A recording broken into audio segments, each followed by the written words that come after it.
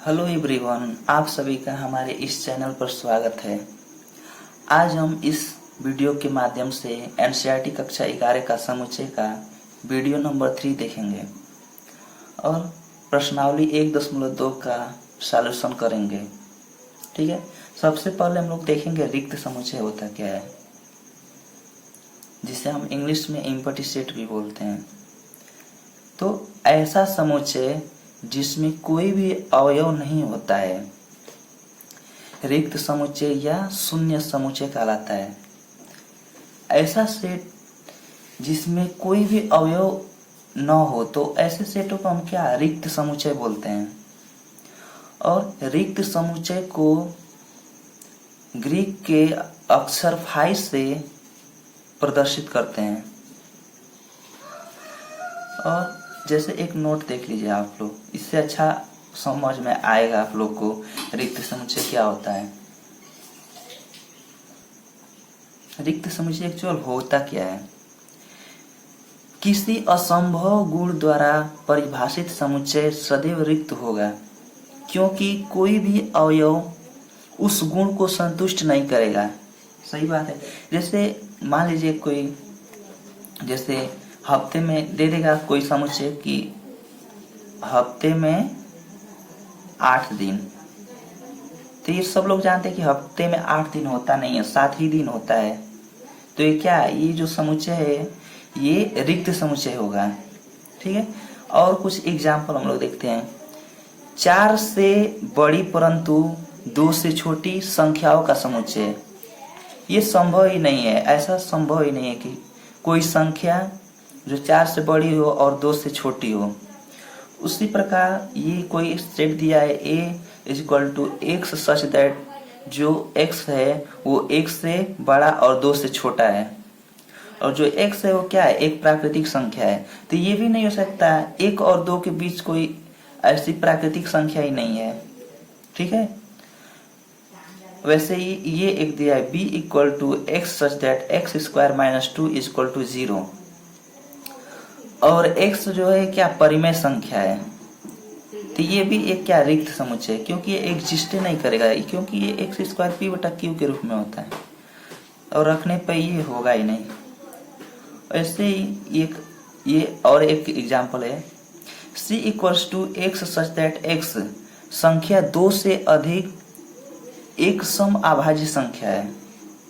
ये भी नहीं हो सकता, ये भी एक रिक्त समुच्चय का उदाहरण है। ठीक है, तो फिर आगे देखते हैं हम लोग परिमित और अपरिमित समुच्चय क्या होता है। ठीक है, जिसे हम इंग्लिश में फाइनाइट या इनफाइनाइट सेट बोलते हैं, फाइनाइट एंड इनफाइनाइट सेट बोलते हैं परिमित और अपरिमित समुच्चय को। तो देखते हैं परिमित समुच्चय क्या होता है। एक ऐसा समुच्चय जो रिक्त समुच्चय है अथवा जिसके अवयवों की संख्या निश्चित या सीमित होती है। ठीक है, तो ऐसे समुच्चय को हम क्या परिमित समुच्चय बोलते हैं। ऐसा समुच्चय जिसमें अवयवों की संख्या क्या सीमित हो, जिसे हम गिन सके, ऐसा बोले जिसे हम गिन सके, जिसका हम गिनती कर सके। अन्यथा समुच्चय अपरिमित समुच्चय कहते हैं। अन्यथा जिसे हम गिन नहीं सकते हैं उसको क्या हम बोलेंगे, अपरिमित संख्या समुच्चय। तो ऐसे या असीमित जिसकी संख्या, जिस समुच्चय में संख्या की कोई सीमित ही नहीं हो उसे असीमित भी बोलेंगे। ठीक है, जैसे ये पहला एक एग्जाम्पल जैसे देख लीजिए। यदि W सप्ताह के दिनों का समुच्चय है तो W एक परिमित है। हाँ, सिंपल सी बात है, सप्ताह में 7 दिन होते हैं, तो क्या ये एक सेट गिनने योग्य है, गिना जा सकता है। सोम, मंगल, डैश जो भी रविवार तक, क्या ये 7 दिन होता है, ये गिना जा सकता है। ठीक है, और ऐसे दूसरा एग्जांपल जैसे AEIOU एक परिमित समुच्चय, ये भी एक परिमित समुच्चय है, क्योंकि ये क्या है, ये भी एक परिमित समुच्चय ही है। और वैसे ही विषम संख्याओं का समुच्चय एक अपरिमित, हाँ विषम संख्याओं का समुच्चय एक अपरिमित होगा। हाँ सही बात है, विषम संख्याओं मान लीजिए कि 3 हो गया, 1 3 हो गया, 5 हो गया, 7 हो गया, 9 हो गया, ऐसे ऐसे चलता ही जाएगा। तो ये अपरिमित है ना। वैसे ये आर का भी अपरिमित ये भी होता है, क्यू भी अपरिमित होगा। ठीक है, ठीक है। अब आगे हम लोग देखते हैं। अब ये समान समुच्चय क्या होता है। अब हम लोग देखेंगे समान समुच्चय क्या होता है। इक्वल सेट जिसे बोलते हैं इंग्लिश में। दो समुच्चय ए और बी समान समुच्चय कहलाते हैं यदि ए के प्रत्येक अवयव बी में तथा बी के प्रत्येक अवयव ए में हो। समान समुच्चय किसे बोलेंगे, जैसे कि कोई दो सेट है, मान लो ए और बी कोई दो सेट है और दोनों सेट एक दूसरे के क्या समान हो। ए का सेट मान लीजिए कि ए और बी है तो ए का सेट बी में और बी का सेट ए में हो। ऐसे समुच्चय को हम क्या बोलेंगे, समान समुच्चय। जैसे एक एग्जाम्पल ही देख लीजिए। जैसे एग्जाम्पल ये दिया सेट, कोई दो सेट ए और बी, ए में ए 1 2 3 4 है, बी में 3 1 4 2 है। ठीक है, तो ये क्या, ये परिभाषा में क्या दिया है कि ए और बी दोनों समान समुच्चय तब कहलाएंगे जब ए के प्रत्येक अवयव बी में, तो ए के प्रत्येक अवयव देखते हैं बी में है या नहीं। तो इसमें 1 है, ये भी 1 है, इसमें 2 है, इसमें भी 2 है, 3 है, इसमें भी 3 है, ये 4 है, ये 4 है। तो क्या है, ये ए इक्वल बी, और इसे हम लोग ए इक्वल बी से प्रदर्शित करते हैं, समान सेट को दिखाते हैं। तो ये दोनों अवयव एक दूसरे में है, तो क्या ये समान सेट हो गए, समान समुच्चय हो गए। और दूसरा एग्जाम्पल आप लोग देख लीजिए। A equal to A B C D और B equal to A C D B, ये दो सेट है। तो इसमें देख लीजिए, ये ए इसमें भी, ए इसमें भी है, बी इसमें है, बी इसमें भी है, सी है, ये सी है, डी है, ये डी है। तो ये दोनों सेट एक दूसरे में है, तो क्या ए इक्वल बी, ये भी क्या समान सेट है। बिल्कुल इसी के जैसा एक समतुल्य समुच्चय है जिसको हम इंग्लिश में इक्विवेलेंट सेट बोलते हैं।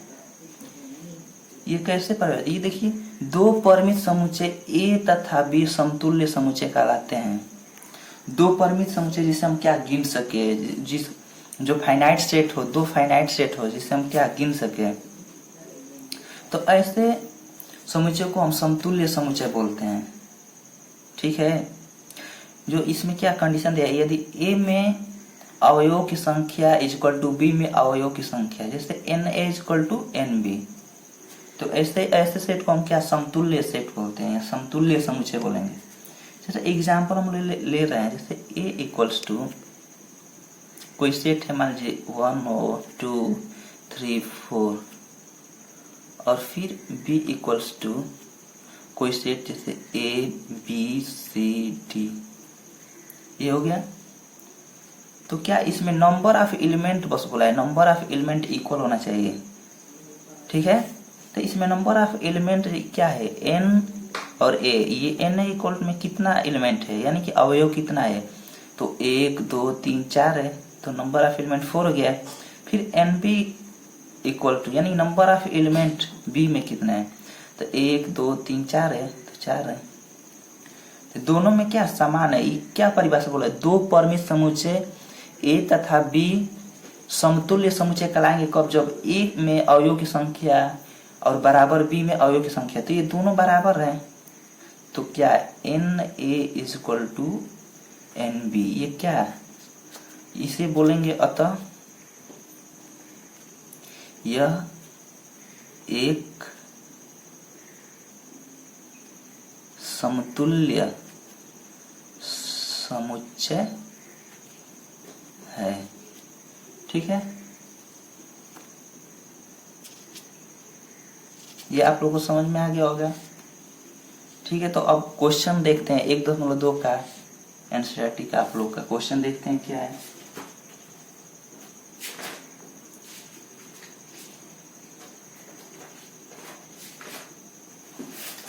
तो आप लोग का ये क्वेश्चन ये जैसे दिया है, ये देखिए आप लोग का क्वेश्चन। पहला क्वेश्चन दिया है, निम्नलिखित में से कौन से रिक्त समुच्चय के उदाहरण है। हम लोग को बताना है कि कौन से इसमें से कौन कौन रिक्त समुच्चय के उदाहरण है। अभी अभी हम लोग ने रिक्त समुच्चय पढ़ा है कि ऐसा समुच्चय जिसमें कोई सेट ही ना हो, कोई अवयव ही नहीं हो, ऐसा सेट जिसमें कोई अवयव ही नहीं हो या एलिमेंट ही नहीं हो, ऐसा सेट उसी को बोलेंगे। तो ये पहला दिया है कि 2 से भाज्य विषम प्राकृतिक संख्याओं का समुच्चय। अच्छा, 2 से भाज्य, तो 2 से भाज्य विषम प्राकृतिक संख्या, ऐसा कोई संख्या ही नहीं है जो, जैसा कि ये हो ही नहीं सकता। सबसे पहले तो हम देखेंगे कि विषम और विषम किसे कहते हैं, ठीक है। तो सम संख्या देख लीजिए, सम संख्या क्या, जो 2 से विभाजित हो, और विषम संख्या जो संख्या 2 से विभाजित न हो, ठीक है। तो ये दिया है इसमें 2 से भाज्य, तो हम एक्चुअली हम लोग जानते हैं, पहले का पहला ऐसे आप लोग लिखिएगा, पहले का पहला हल सॉल्यूशन। हम जानते हैं कि कोई भी विषम प्राकृत संख्या 2 से भाज्य नहीं होती। तो क्या है, बस ये कारण दे देंगे हम लोग और लिख देंगे उसके बाद से, अतः यह समुच्चय रिक्त समुच्चय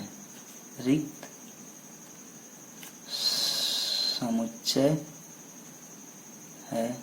बस ये हो गया, ऐसे ही लिखेंगे हम लोग सॉल्यूशन में, बस ये लिख देंगे, ये आपका आंसर हो गया, ठीक है। अब हम लोग दूसरा क्वेश्चन इसका देखते हैं। दूसरा क्वेश्चन दिया है सम अभाज्य संख्याओं का समुच्चय।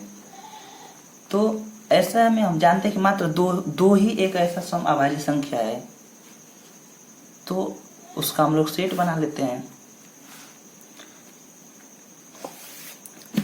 तो इसको भी ऐसे ही करेंगे। हम जानते हैं कि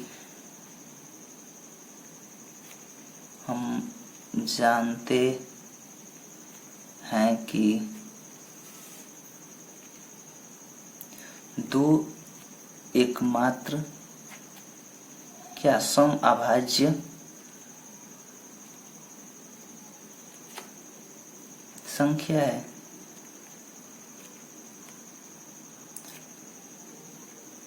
तो हम इसका सेट बना लेंगे, बस एक ही होगा, 2 ही। तो अब लिख देंगे अतः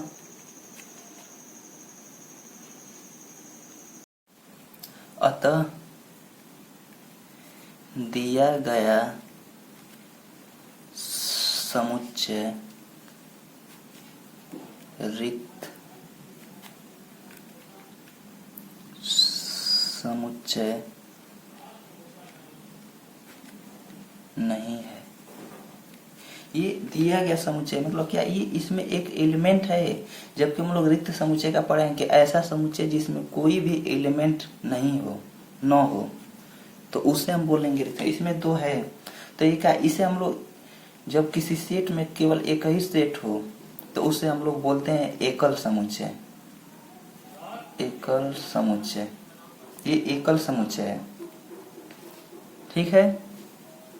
तो हम लोग अगला क्वेश्चन देखते हैं।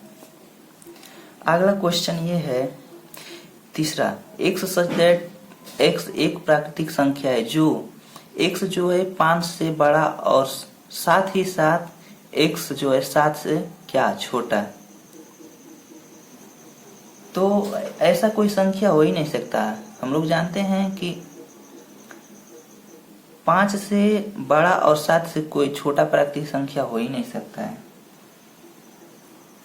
तो ठीक है, ऐसे इसको हम लोग करते हैं। तीसरा का ऐसे ही आप लोग सॉल्यूशन कीजिएगा। ये बहुत इजी सब है क्वेश्चन, कुछ हार्ड नहीं है, बस आप लोग कॉन्सेप्ट अच्छे से समझिए। हम जानते हैं कि 5 से छोटी और 7 से बड़ी कोई प्राकृतिक संख्या नहीं है। अतः बस ये लिख देंगे। अतः अब बस ये रीजन बता दिया। अतः दिया हुआ समुच्चय क्या है? रिक्त समुच्चय। ठीक है, इसका अगला क्वेश्चन देखते हैं हम लोग। ये क्या है? y सच दैट y किन्हीं भी दो समांतर रेखाओं का उभयनिष्ठ बिंदु है। तो हम लोग जानते हैं कि किसी दो समांतर रेखाओं में उभयनिष्ठ बिंदु नहीं होता है। जैसे आप लोग ये देखिए फिगर से,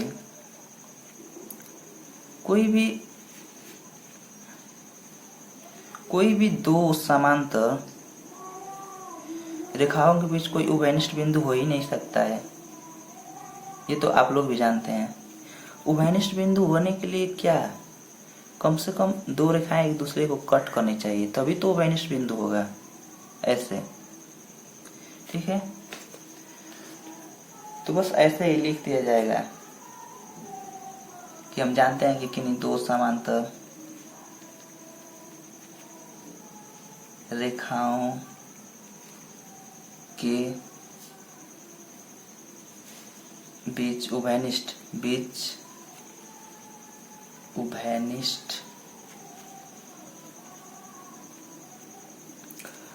बिंदु नहीं होती। बस बिंदु नहीं होती।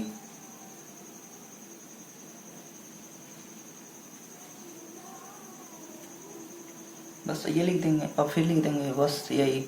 अतः दिया हुआ समुच्चय क्या है? रिक्त समुच्चय। ठीक है। अब हम लोग अगला क्वेश्चन देखते हैं। इसका क्या है? तो देखिए दिया है इसमें, निम्नलिखित समुच्चयों में से कौन परिमित और कौन अपरिमित है। हम लोग को परिमित और अपरिमित क्या है इसमें से दिखाना है कौन है। ठीक है, दिखा लेते हैं। पहला क्वेश्चन है वर्ष के महीनों का समुच्चय। हाँ, तो ये तो परिमित ही होगा, क्योंकि हम सबको पता है कि वह एक वर्ष में 12 महीने होते हैं, तो ये तो हो ही जाएगा। ये परिमित समुच्चय है। ठीक है, देख लेते हैं कैसे सॉल्यूशन होगा इसका। ये दूसरे का पहला,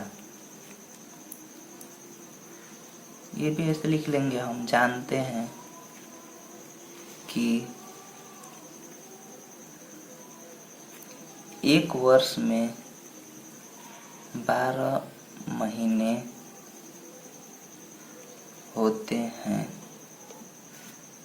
ठीक है, होते हैं तो क्या, तो 12 तो ये हो गया। कोई सेट मान लीजिए ए है, ये जनवरी फरवरी डॉट दिसंबर तक, इसमें ये फिक्स है कि क्या 12 होते हैं। तो क्या, अतः दिया हुआ समुच्चय क्या है? परिमित समुच्चय। परिमित समुच्चय। ठीक है, फिर हम लोग आगे देखते हैं अगला क्वेश्चन। ये दिया है दूसरा 1 2 3 डैश डैश डैश। तो ये क्या है? ये कोई निश्चित निश्चित नहीं है कब तक, ये तो 1 2 3 4 डॉट डॉट अनंत तक जा सकती है। तो क्या ये अनंत तक जाएंगे, इसका मतलब क्या ये अपरिमित है। तो आप लोग वैसे कर लीजिएगा कि ये दिया गया समुच्चय क्या है, अपरिमित समुच्चय है। ठीक है, ये क्या अपरिमित समुच्चय है। दूसरा क्या है 1 2 3 डस्ट डस्ट, ये पता नहीं कहाँ तक जाएगा, अनंत तक जाएगी कहाँ। तो ये क्या है इस प्रकार से, अतः दिया गया समुच्चय अपरिमित है। ठीक है, ओके। हम लोग अगला क्वेश्चन देखते हैं। तो ये अगला क्वेश्चन ये है कि 1 2 3 डैश डैश डैश 99 और 100। तो ये फिक्स कर दिया कि अब इसमें कितना 1 से 100 तक ही एलिमेंट है। ठीक है, तो ये परिमित समुच्चय होगा। तो बस इसको भी वैसे ही लिख देंगे कि तीसरा, इसको भी बस वैसे ही लिख देंगे क्या 1 2 3 डैश डैश 99 100 है। तो क्या अतः दिया गया समुच्चय क्या है, परिमित समुच्चय है। ठीक है, ये है। ठीक है, अब हम लोग अगला देखते हैं क्वेश्चन क्या है। अगला क्वेश्चन ये दिया है 100 से बड़े धन पूर्णांकों का समुच्चय। देख लेते हैं 100 से बड़े धन पूर्णांकों का समुच्चय। तो 100 से बड़ा धन पूर्णांक, ये क्वेश्चन नंबर आप लोग का है 4। तो लिख लीजिए 100 से बड़े 101 102 103 104 105, कितना लिखेंगे डैश डैश डैश हो जाएगा। तो ये भी क्या है अपरिमित है, क्योंकि इसमें फिक्स नहीं है, सीमित संख्या नहीं है, ये खुद असीमित है। लिख देंगे अतः दिया गया समुच्चय क्या है, अपरिमित है। ठीक है, बहुत आसान ये सब क्वेश्चन है। ठीक है, आप लोग अच्छे से देखिए, कॉन्सेप्ट आप लोग को अच्छे से तैयार होना चाहिए। ठीक है, अब दिया है कि 99 से छोटे अभाज्य पूर्णांकों का समुच्चय। ठीक है, ये भी देखिए फिक्स कर दिया गया कि 99 से 1 से लेकर 99 तक, तो 99 से छोटे तक क्या अभाज्य पूर्णांकों का समुच्चय देख लीजिए। तो वो ये भी हो जाएगा आप लोग, जैसे ये देख लीजिए 99 से छोटे कितने, तो ये ऐसे दिया है 99 से छोटे अभाज्य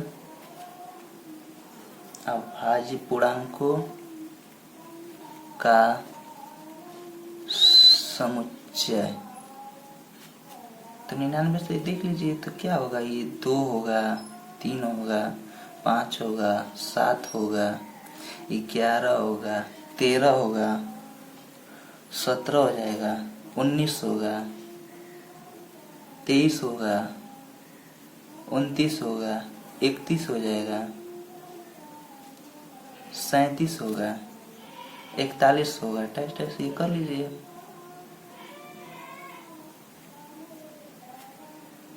नवासी होगा, क्योंकि हमको 99 करना नहीं है, इसलिए 89 तक ही होगा। ठीक है, तो बस ये अतः लिख देंगे, अतः दिया गया समुच्चय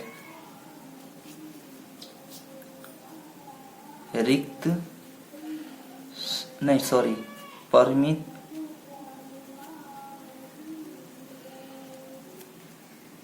समुच्चय है। ठीक है, ठीक है। अब हम लोग अगला क्वेश्चन देखते हैं क्या है इसका। क्वेश्चन नंबर 3 देखते हैं। ये भी, इसमें भी वही पूछा है, निम्नलिखित समुच्चयों में से प्रत्येक के लिए बताइए कि कौन परिमित और कौन अपरिमित है। तो ये भी वही करना है। इसमें पहला क्वेश्चन दिया है कि एक्स अक्ष के समांतर रेखाओं का समुच्चय। ठीक है, तो देखते हैं क्या होता है। तीसरे का पहला एक्स अक्ष के साथ, तो ये पहले तो एक्सिस बना लीजिए, ठीक है। ये एक्स एक्सिस, ये वाई एक्सिस, तो एक्स वाई डैश, ये एक्स एक्सिस के समांतर दिए थे, खींच लीजिए।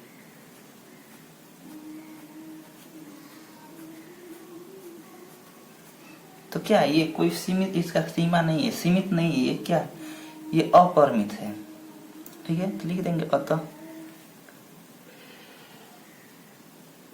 यह अपरिमित है, बस ऐसे लिख देंगे, फिगर के साथ लिखेंगे तब आप लोगों का क्वेश्चन कंप्लीट होगा, ठीक है। वैसे ही ये तीसरा दिया है, अंग्रेजी वर्णमाला के अक्षरों का समुच्चय। तो देखते हैं अंग्रेजी के, तो क्या ये भी फिक्स ही हो गया, क्योंकि हम लोग को समुच्चय दे दिया है अंग्रेजी वर्णमाला के अक्षरों का। तो ये हो जाएगा A B C D dash dash, आप लोग कर लीजिएगा जेड तक। क्या ये भी फिक्स हो गया, तो क्या ये अतः दिया गया समुच्चय क्या है, परिमित समुच्चय है।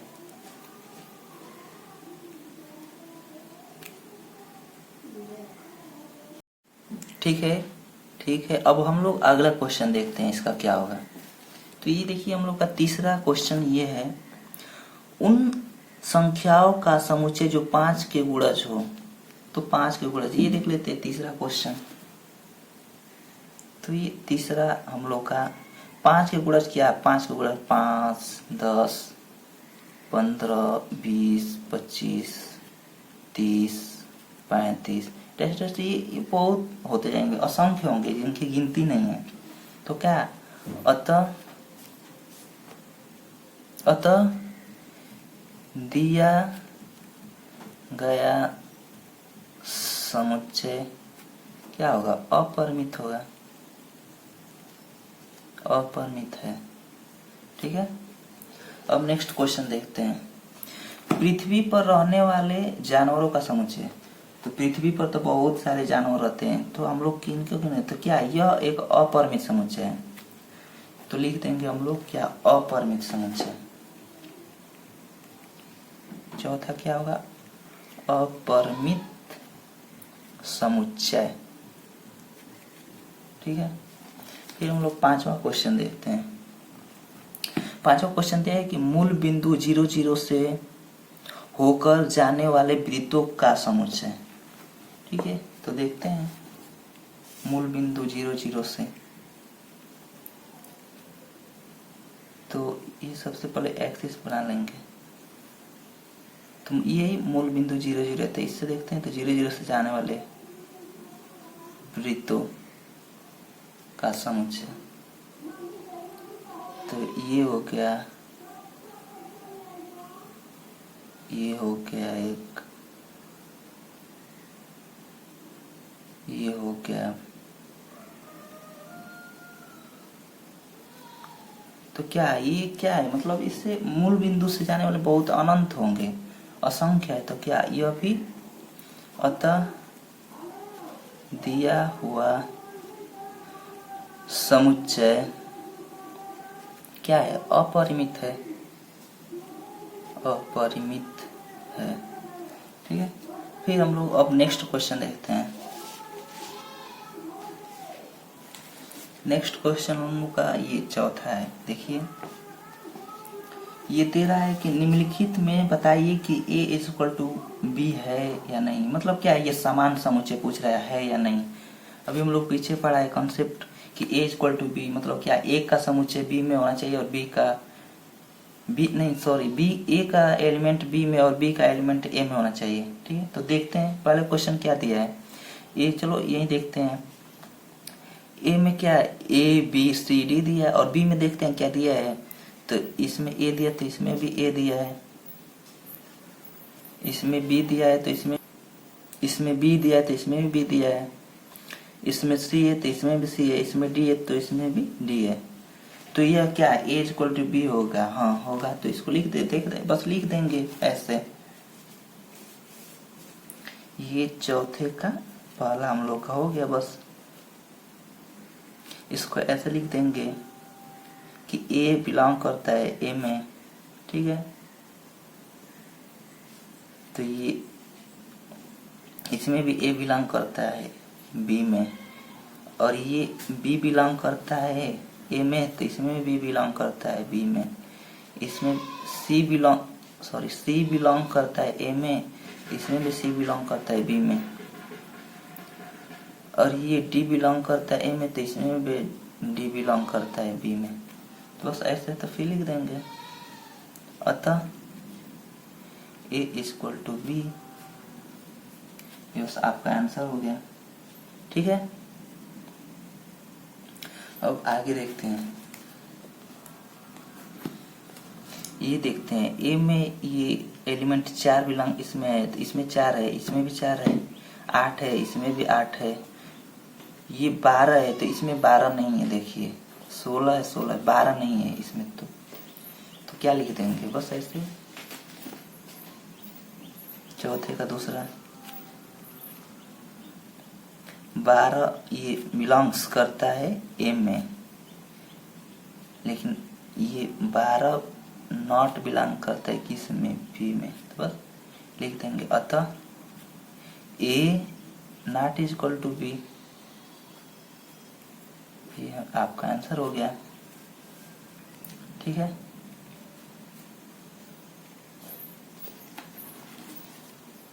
फिर हम लोग अगला क्वेश्चन देखते हैं। ये दिया है ए इक्वल टू 2, 4, 6, 8, 10, और बी में दिया है क्या, B X such that X सम धन पूर्णांक है, और जो यक्स है वो क्या 10 के बराबर है या 10 से छोटा है। तो एक सेट तो हम लोग को दे दिया है, तो पहले लिख लेते हैं तीसरे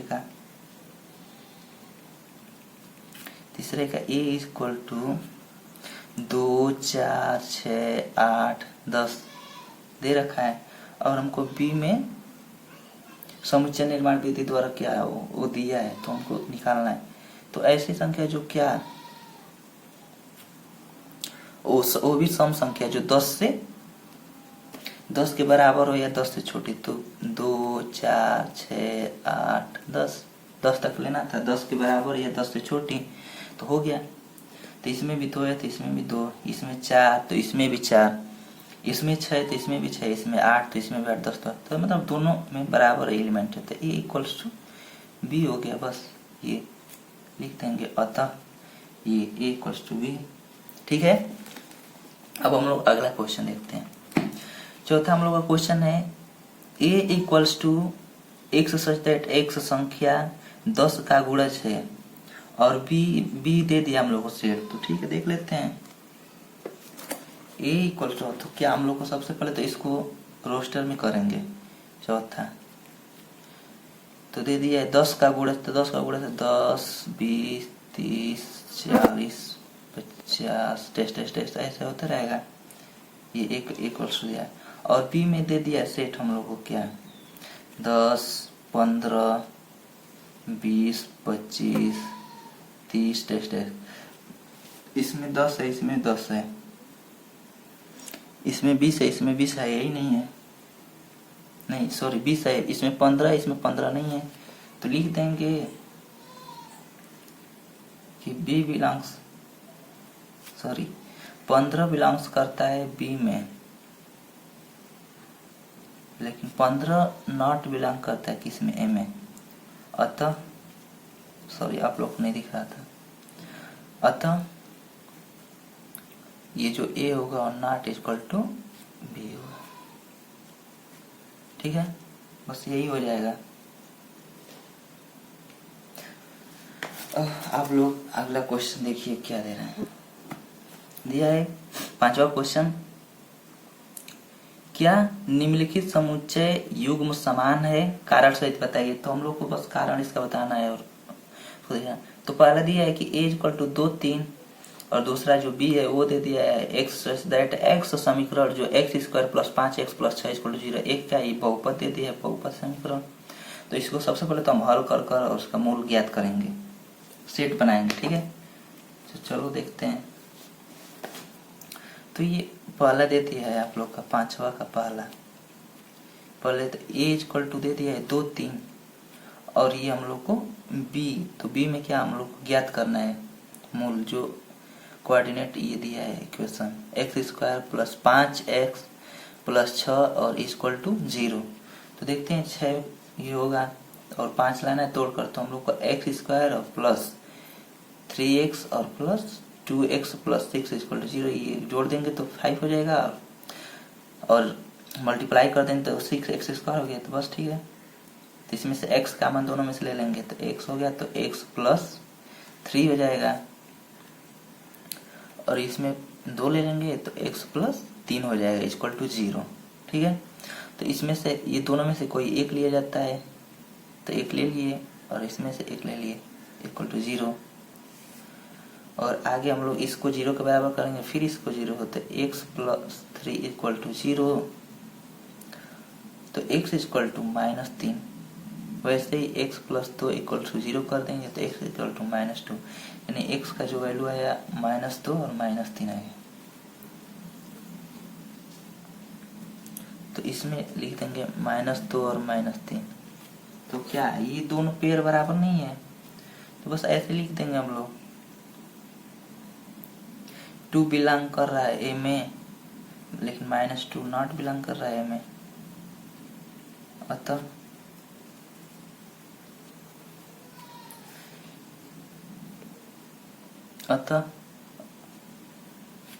a not equal to b। बस हो गया, यही हम लोग को करना था, ये आपका आंसर हो गया। ठीक है, तो फिर दूसरा इसका देखते हैं क्वेश्चन। ये आप लोग का a equal to x such that शब्द फॉलो का एक अक्षर है, और b इक्वल टू ऐसे क्या उर्फ का एक अक्षर है। तो ये दोनों को दिखाना, तो देख लीजिए a इक्वल टू, इसको तो सबसे पहले हम लोग रोस्टर रूप में लाएंगे, दूसरा हम लोग का तो फॉलो है, तो a इक्वल्स टू फॉलो कर लेते हैं, देख लेते हैं इसको, f o और डबल को हम लोग एक ही बार लेते हैं, l w। ठीक है, फिर b इक्वल्स टू देख लेते हैं, उर्फ है w o l f। ठीक है, तो ये f इसमें है, f इसमें भी है, o इसमें भी है, l इसमें भी है, w इसमें w भी है। तो क्या ये अतः a इक्वल टू b हो गया। ठीक है, तो क्या ये युग्म क्या समान है, बस हो गया, लिख देंगे अतः युग्म समान है। ठीक है, ये बस हो गया आप लोग का। ठीक है, अब आप लोग का बस एक लास्ट क्वेश्चन बचा है, इसको देखते हैं। ये छठा क्वेश्चन दिया है, बहुत इजी है। नीचे दिए हुए समुच्चय में से समान समुच्चय का चयन कीजिए। ये दिया है और इनमें से समान समुच्चय हम लोग को चुनना है। तो समान समुच्चय क्या होता है, वही जो a का एलिमेंट b में हो और b का एलिमेंट a में हो। तो ऐसे देखते हैं, पहले a इक्वल टू ये दिए थे 2 4 8 12, देखते हैं कहीं है 2 4 8 12, नहीं है। फिर b देखते हैं 1 2 3 4, तो देखते हैं कहीं है, इधर नहीं है, ये 3 1 4 तो वहीं यहाँ है 1 2 3 4। तो क्या ये एक होगा b equal to D, b equal to D. ठीक है, तो यहाँ देख लेते हैं छठवां का आप लोग का एक b इक्वल टू डी है। तो b आप लोग का जो सेट है वो क्या है, 1 है 2 3 4 है, और d 3 1 4 2, बस हो गया, यही बराबर है। ठीक है, अब अगला देखते हैं। ये देखते हैं 4 8 12 14, ये तो कहीं 4 8 12 14 है ही नहीं, ये तो हो ही गया। अब देखते हैं -1 1 हो गया, ये होगा ही नहीं, ये 1 और -1 हाँ ये दोनों है तो ई और जी, तो एक और है तो ई इक्वल टू जी हो गया, एक ये हो गया। फिर और तो कोई नहीं, और कोई है नहीं। ठीक है, तो ये आप लोग का कोई प्रश्नावली डिटेल रूप से समाप्त हो गया है। अब आगे हम लोग अगले वीडियो में सबसेट यानी उप समुच्चय को क्या कवर करेंगे। ठीक है, आप मेरे वीडियो को देखिए और लाइक कीजिए, सब्सक्राइब कीजिए और अच्छे से कॉन्सेप्ट समझिए। और वीडियो अगर ये समझ में नहीं आया तो फिर से देखिए, ठीक है, जरूर समझ में आएगा।